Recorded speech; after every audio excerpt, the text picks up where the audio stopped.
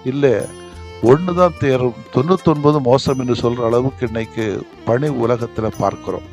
யாரை நான் குறை சொல்லலை. இப்ப அந்த அளவுக்கு கடவுள் விரும்பிய, இயேசு விரும்பிய நேர்மைத்தனம் இல்லை, அர்ப்பணத்தன்மம் இல்லை, தெளிவு கிடையாது, துணிச்சல் இல்லை.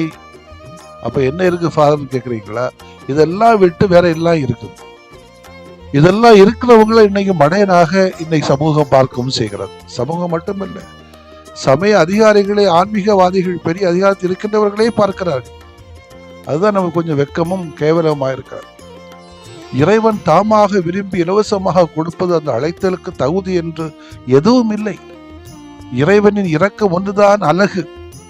யாரையெல்லாம் அவர் அழைத்திருக்கிறாரோ அவர்களையெல்லாம் பேறு பெற்றவர்கள், நன்றி சொல்ல வேண்டியவர்கள், வார்த்தையால் அல்ல, வாழ்க்கையினால். எனவே இன்னைக்கு படிநிலைக்காக அழைக்கப்படுகிறவர்கள் எந்த நிலையில் இருக்கிறார்கள்?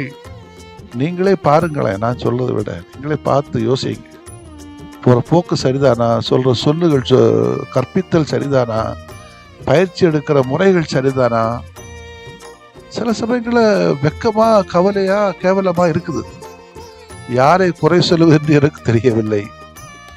நம்மளைத்தான் நம்ம குறை சொல்ல வேண்டியிருக்குதோ என்று தோன்றுகிறது. எனவே இயேசுனுடைய அந்த விரும்பி தேர்தல். அப்ப இதுல ஒரு விஷயம் கொஞ்சம் யாரையும் குற்றப்படுத்தக்கூடாது இல்லை. பங்கு பேரவை நடக்குது, ஊரை நடத்தணும். ஏன் பங்கு பேரவை உறுப்பினர்களையே, ஏன் பங்கு தந்தை இறைவன் சார்பாக, இயேசுவின் சார்பாக இருக்கக்கூடிய சார்பாக அப்படி இருந்தால் தனக்கு இஷ்டப்பட்டவர்களை அழைத்து பங்கு பேரவை வச்சு நடத்தலாமே. எனக்கு வந்த பார்வையை சொல்லுகிறேன். தவறோ சரியோ எனக்கு தெரியல. சில ஆன்மீகவாதிகள், அதிகாரத்தில் இருக்கக்கூடிய ஆன்மீகவாதிகள் கூட என்ன சொல்றாங்க, எனக்கு யாரை பிடிக்குமோ அவங்கள வச்சு நான் நடத்த வேண்டியிருக்கும். அப்படி என்று சொன்னால் பங்கு தந்தையும் அந்த பங்குல யாரை பிடிக்குமோ அவங்கள வச்சு ஊரை நடத்தலாமே. இது ஒரு வகையான பார்வை. இது நம்ம சிந்திப்பதற்காக நான் கொடுக்கக்கூடிய, எனக்கு வந்ததை நான் அப்படியே பகிர்ந்து கொடுக்கிறேன்.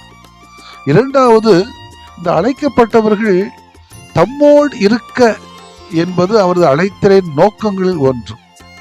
பணத்தோடும் புகழோடும் அதிகாரத்தோடும் மட்டுமல்ல, அழகான மக்களோடு இருப்பதற்காக மட்டுமல்ல, அழுக்கான மக்களோடு இருக்க வேண்டும். என்னை தம்மோடு இருக்க வேண்டும் என்று அழைக்கப்பட்ட பணியாளர்கள் இயேசுவோடும் இறைவனோடும் இறை மதிப்பீடுகளோடு இருக்கிறார்களா என்ற கேள்வி. அவரால் அழைக்கப்பட்டவர்கள் அடிப்படையிலே செய்ய வேண்டியது அவரோடு ஒன்றி வாழ்வது. எத்தனை பேர் இன்றைக்கு ஒன்றி வாழ்கிறோம்? அவரோடு வாழ்வது, அவரிலே வாழ்வது, அவருக்காகவே வாழ்வது.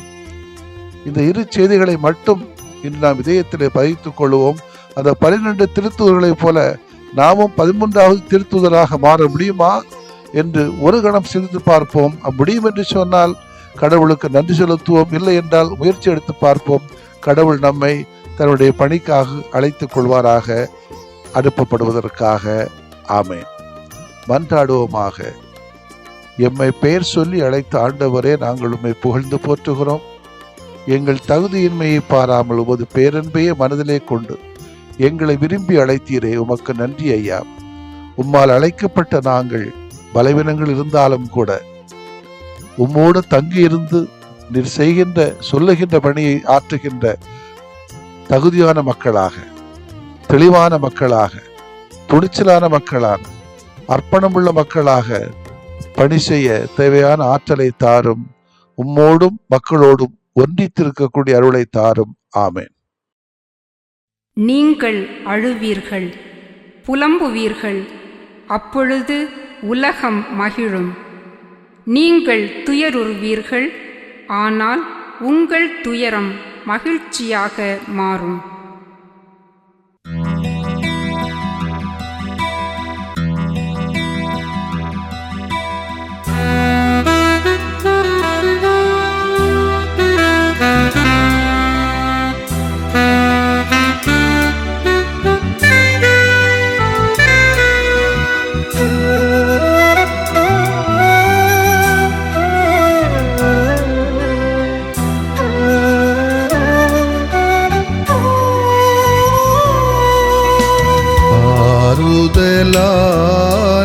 ஆண்டவரே, ஆதரவென்றும் எனக்கு நீரே ஆறுதலான ஆண்டவரே ஆதரவென்றும் எனக்கு நீரே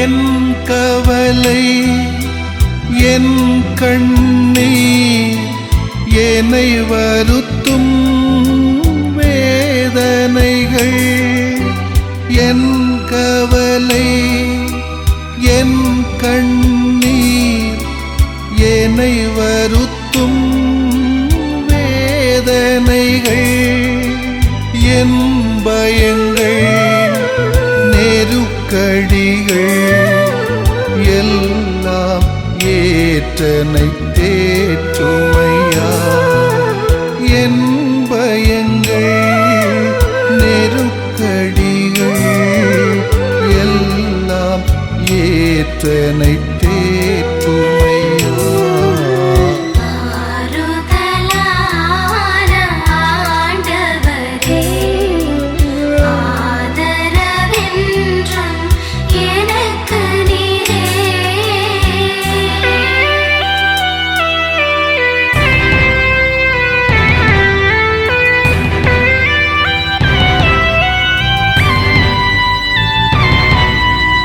என் இழப்பு என் பிரிவு என்னை வாட்டும் சோதனைகள் என் இழப்பு என் பிரிவு என்னை வாட்டும் சோதனைகள் என் பாவங்கள் மனப்பாரங்கள் எல்லாம் சுமந்தனை தாங்குமையா என் பாவங்கள் மனப்பாரங்கள் எல்லாம் சுமந்தனை தாங்குமையா ஆறுதலான ஆண்டவரே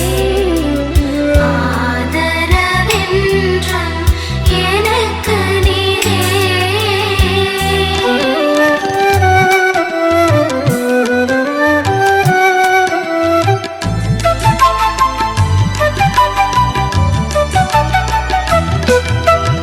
என் குடும்பம் என் பணிகள் என்னை அழுத்தும் பல சுமைகள் என் குடும்பம் என் பணிகள் என்னை அழுத்தும் பல சுமைகள் என் நோய்கள் கடன் துயர்கள் எல்லாம் பார்த்தென்னை நடத்துமையா என் நோய்கள் கடன் துயர்கள் எல்லாம் பார்த்தென்னை நடத்துமையா ஆறுதலான ஆண்டவரே ஆதரவென்றும் எனக்கு நீரே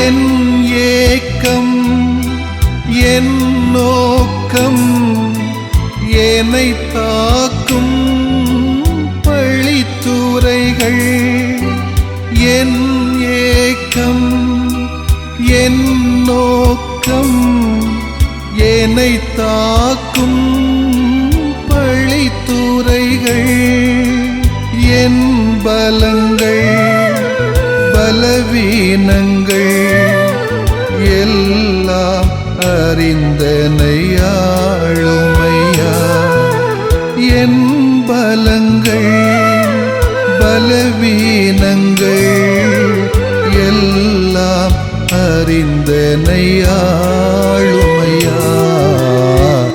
ஆறுதலான ஆண்டவரே, ஆதரவென்றும் எனக்கு நீரே. ஆறுதலான ஆண்டவரே, ஆதரவென்றும் எனக்கு நீரே.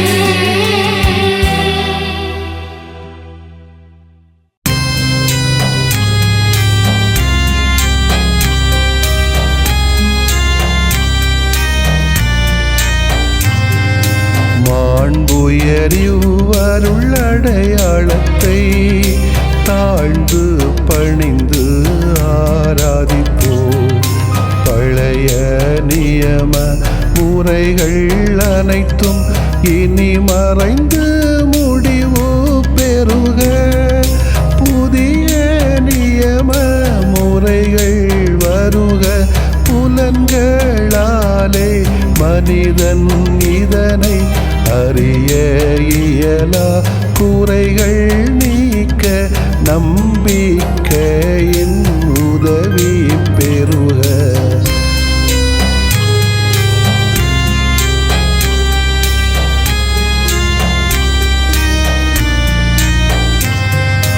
தந்தை அவர்க்கும் மகன் அவர்க்கும் புகழ்ச்சியோடு வெற்றியாக்கும். மீட்பின் பெருமை மாட்சிமையோடு வலிமை வாழ்த்து யாவுமாக. இருவரிடமாய் வருகின்றவராம் தூய ஆவியானவர்க்கும் அளவில்லாத சமப்புகழ்ச்சி என்றுமே உண்டாகுக. ஆமென்.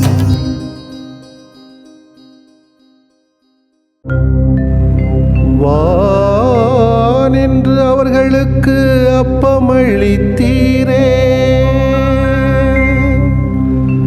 இனிமையெல்லாம் தன்னகத்தில் கொண்ட அப்பம் இதுவே. மன்றாடுவோமாக. இறைவா, இந்த வியப்புக்குரிய அருளடையாளத்திலே உம்முடைய பாடுகளின் நினைவை எங்களுக்கு விட்டு சென்றீ. உம் திருவுடல் திருரத்தமாகியவற்றின் தூய மறைவருளை வணங்கும் நாங்கள் உமது மீட்பின் பயனை இடைவிடாமல் துய்த்து உணர்ந்து மகிழ அருள்வீராக. தந்தையாகிய இறைவனோடும் தூய ஆவியாரின் ஒன்றிப்பில் இறைவனா என்றென்றும் வாழ்ந்து ஆட்சி செய்கின்ற உம்மை மன்றாடுகிறோம்.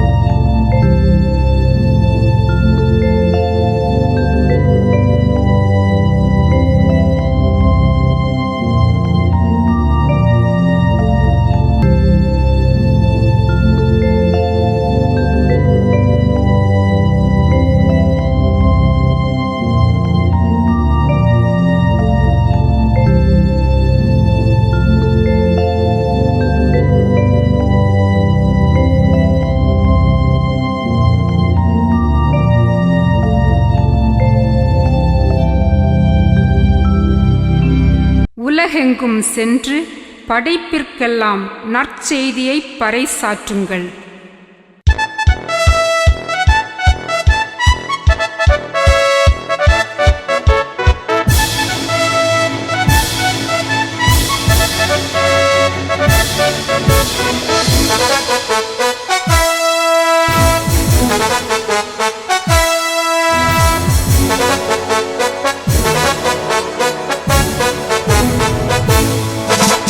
செல்வோம், துணிந்து செல்வோம், நற்செய்தி தூதர்களாய் ஒளிர்வோம், எங்கும் ஒளிர்வோம், நற்செய்தி தீபங்களாய்.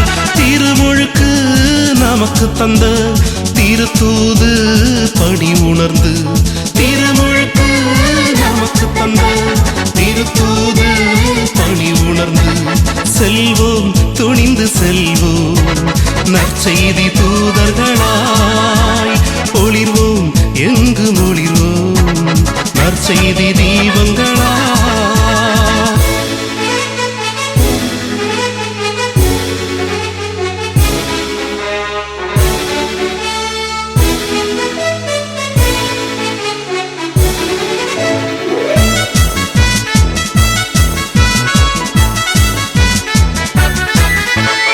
உலகமெல்லாம் சென்று நற்செய்தி அறிவித்திடும் உயர் பணி தந்தார் நம் இயேசு. உலகமெல்லாம் சென்று நற்செய்தி அறிவித்திடும் உயர் பணி தந்தார் நம் இயேசு. அதை உளமாற ஏற்று உயிர் வாழும் நாளில், உளமாற ஏற்று உயிர் வாழும் நாளில் உறுதியாய் உழைப்போம், உலகினை வெல்வோம். செல்வோம், துணிந்து செல்வோம், நற்செய்தி தூதர்களாய் ஒளிர்வோம், எங்கும் ஒளிர்வோம், நற்செய்தி தீபங்களாய்.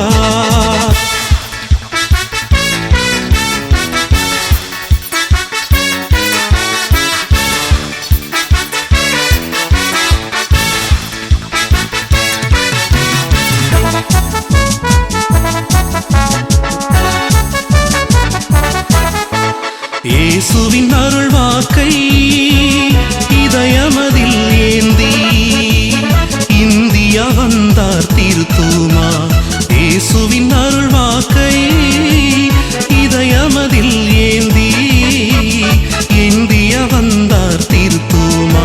அவர் இறையாட்சி வளர்க்க மறைசாட்சியானார், இறையாட்சி வளர்க்க மறைசாட்சியானார். இறை குலம் நாம் உணர்வோம், மறைபணிதனை தொடர்வோம். செல்வோம், துணிந்து செல்வோம், நற்செய்தி தூதர்களாய் ஒளிர்வோம், எங்கும் ஒளிர்வோம், நற்செய்தி தீபங்களாய். திருமுழுக்கு நமக்கு தந்த திருத்தூது பணி உணர்ந்து, திருமுழுக்கு நமக்கு தந்த திருத்தூது பணி உணர்ந்து, செல்வோம், துணிந்து செல்வோம், நற்செய்தி தூதர்களாய் ஒளிர்வோம், எங்கும் ஒளிர்வோம், நற்செய்தி தீபங்களாய்.